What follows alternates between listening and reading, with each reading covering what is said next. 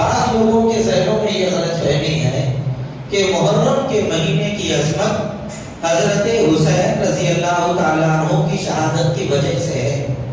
یہ غلط فہمی ہے. حضرت حسین رضی اللہ تعالیٰ عنہ کی شہادت بہت بعد میں ہوئی. سرکار دو عالم صلی اللہ علیہ وسلم کی بعثت سے پہلے بھی اس مہینے کو عظمت والا سمجھا جاتا تھا، اور اللہ کے رسول صلی اللہ علیہ وسلم نے اسلام پیش کرنے کے بعد اس مہینے کی عظمت کو برقرار رکھا ہے.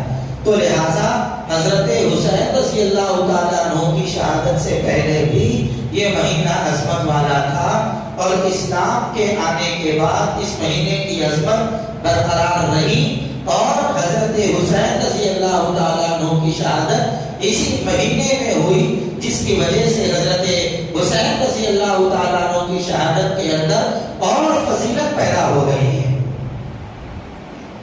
یہ بات ذہن میں رکھ لیجئے کہ حضرت حسین کی شہادت کی وجہ سے محرم کے مہینے کی عظمت نہیں ہے، بلکہ محرم کے مہینے کی عظمت کی وجہ سے حضرت حسین رضی اللہ تعالیٰ عنہ کی شہادت کی فضیلت میں اضافہ ہو گیا.